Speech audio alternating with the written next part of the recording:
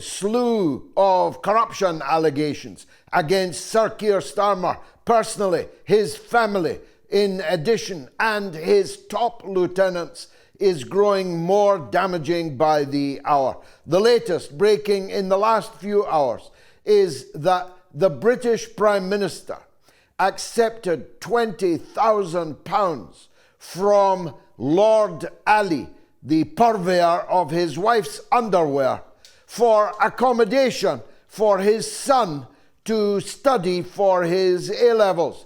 He lives in a very big house with very thick walls, and there are never any reporters outside, unlike outside the home of his predecessor, whose walls were not thick at all. But Sir Keir claimed that his son could not peacefully study for his A-level examinations and needed a handout of £20,000.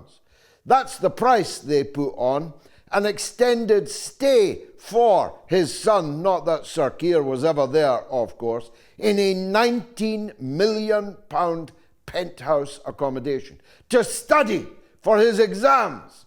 I shared a bedroom with 2 other people and studied for my exams there. How about you?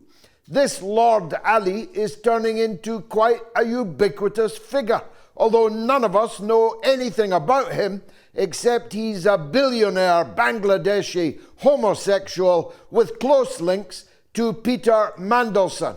That's the man that had to resign twice from Tony Blair's cabinet as a result of corruption. That's the man who spent his birthday with Jeffrey Epstein, the child sex trafficker who later hanged himself not in a New York penitentiary. What a mess. A man who only 65 days ago was elected, albeit with only 19% of the votes of the people of Britain, is now mired in sleaze that makes Boris Johnson look like a Boy Scout. Well, a Boy Scout leader, if you get my drift. Boris Johnson was accused of illicitly eating birthday cake when he should have been dubbed up in isolation during the COVID crisis. Keir Starmer is receiving scores of thousands of pounds, ladies' lingerie, suits and glasses from Lord Ali, a billionaire Bangladeshi businessman, who turns out now to have a free pass to enter number 10 Downing Street anytime he likes. Well, no wonder. If you'd bought somebody's wife's underwear, you'd expect access to their home at any time, wouldn't you? Maybe not for the purposes that Lord Ali has in mind. His purposes seem to be entirely prosaic.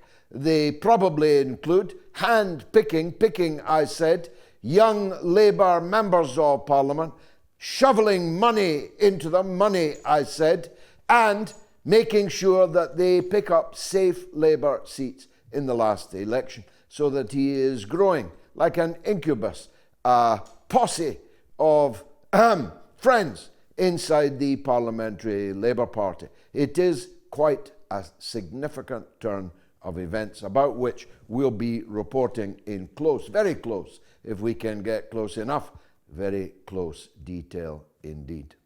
The betrayal of Britain's old age pensioners was only made more acute today when the Labour conference, despite every single effort they could muster, voted that the government should restore the cold weather payments that they stole from millions of British pensioners. But guess what? In a democratic dazzle, Keir Starmer has announced that he will not be doing so, whatever the Labour conference thinks.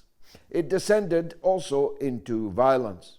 A 19-year-old delegate by the name of Daniel Riley, my mother's name is Riley, like me and Bill O'Reilly, he may actually be related to me on my mother's side, stood up in the middle of the speech of Stalin's sister, is the only way I could put it, Rachel Reeves, stood up in the middle of her speech as she grimly churned through all the crimes that she was intending to commit against the working class people of Britain, stood up and wondered why we were still selling weapons to the mass murderer, one of the biggest mass murderers in history, Benjamin Netanyahu.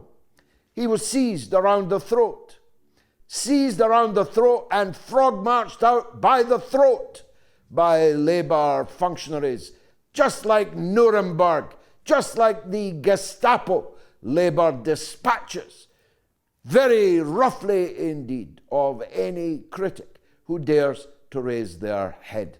I presume that 19-year-old Daniel Riley will not be allowed back in to any Labour event anywhere, and neither will there be any change of heart in the policy of the Labour government to the absolutely unequivocal support that they have given and are still giving, despite all the blood, to the settler colonial regime they call Israel, even though it has moved its mass murder campaign from Gaza, although there's still mass murdering in Gaza, of course, no day off for the poor refugees in the concentration camp of Gaza, but they have moved their killing fields to Lebanon.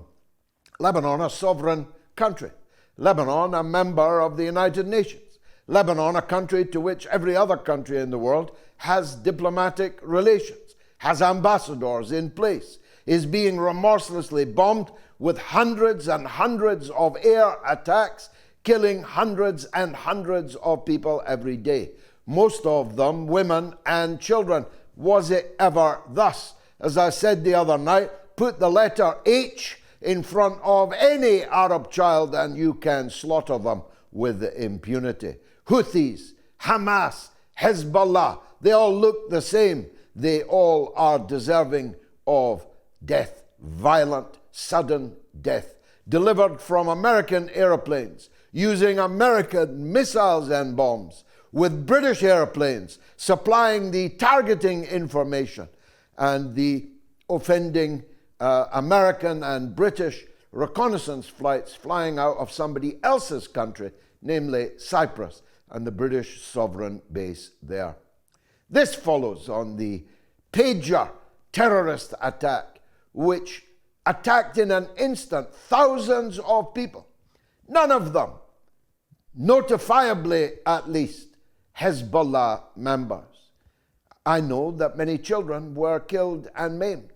I know one personally, a doctor in a hospital in Beirut, who has had his fingers blown off by a pager that blew up at the behest of Benjamin Netanyahu.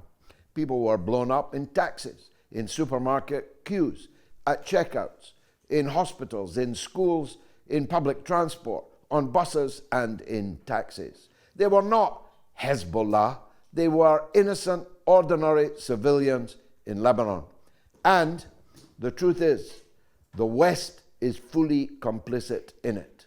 You could tell that by guesswork, but you can tell it even more acutely by the fact that not one single Western government has condemned this vile terrorist attack, the largest terrorist attack ever mounted in the world since 9/11, 2001, and nobody has had jack to say about it. What's going to happen next? Well, it depends if this level of killing continues.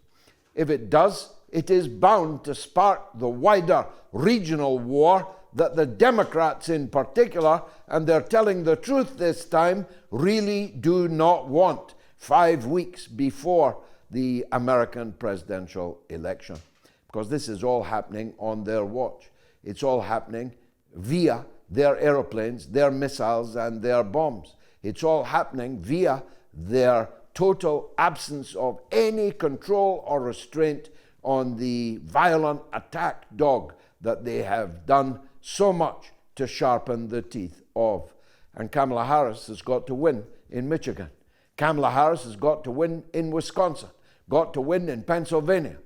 At this point in time, I think it can safely be said that there is no chance at all of Harris being the victor in those 3 states. And as any fool knoweth, any Democrat that doesn't win those 3 states cannot possibly be elected President of the United States.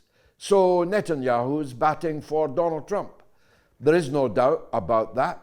He is performing the maneuver first theorized, not first practiced, but first theorized by Richard Nixon, the MAD theory. If your opponents think you are completely mad and capable of doing anything, everything, it will be a psychological as well as a kinetic blow against them. Well, Netanyahu didn't have to do much to persuade us that he is mad. He's persuading the Harris administration, which, like any owner of a violent, dangerous attack dog, is in some trepidation as to whether to pull on the leash at all, let alone try to muzzle this salivating, snarling killer dog. She can't do it. If she tried to, she'd have her own hand bitten off. All of which leads me to conclude that the presidency is Donald Trump's. Zion Don, they call him, with $100 million from Mrs. Adelson, the widow of the former Las Vegas casino owner, whose mission in life was to stuff dollars down the throats, in the pockets, everywhere they wanted it, of American politicians, has now stuffed an unprecedentedly large amount of dollars into the pockets of Donald Trump. $100 million. Fully a tenth of the entire campaign expenditure. And unlike the donors of Mrs. Starmer's underwear, she does want something in return. And what she wants is the undying loyalty of Zion Don in office to Benjamin Netanyahu. So Netanyahu has bet on a Trump victory. A wise decision, I must say. The American public, who are periodically invited to worry about foreign interference in their elections, are the biggest fools on the planet. The Israelis, their state, and their lobby in the United States are not interfering in the American election. They are running the American election. They are picking the victors in the American presidential races, and indeed down the ticket if they can possibly get away with it.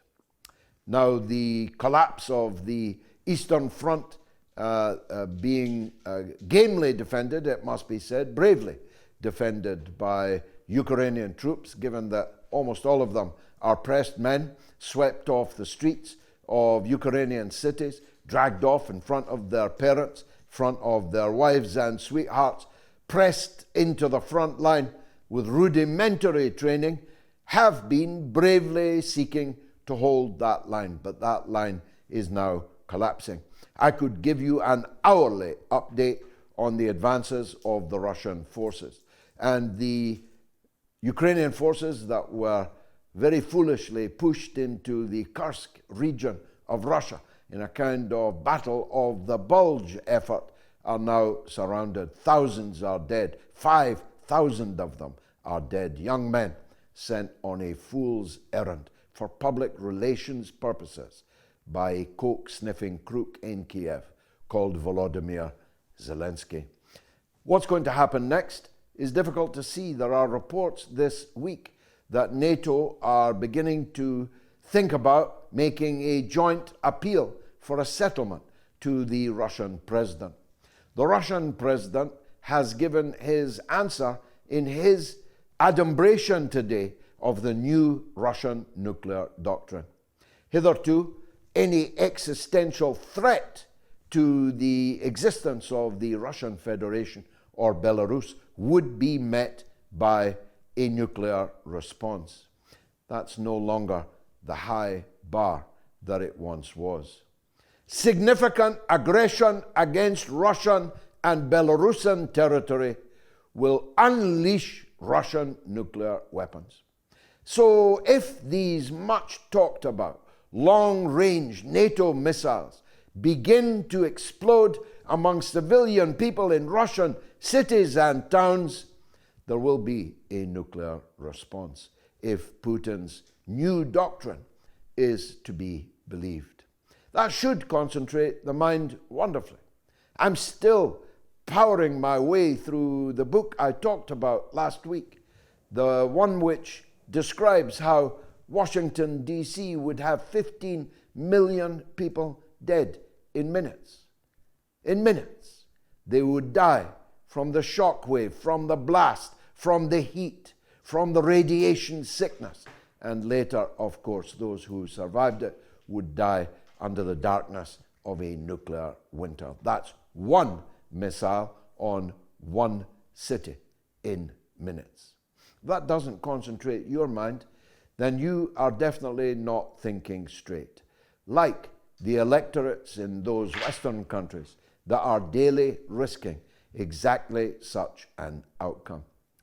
We in Britain are the most recent to go to the polls to elect a government. It's all very well saying that only 19% of us voted for Keir Starmer.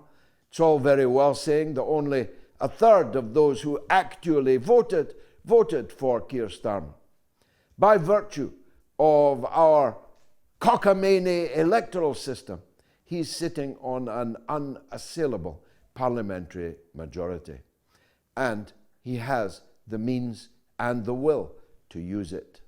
Britain, of course, would not suffer like Washington, D.C.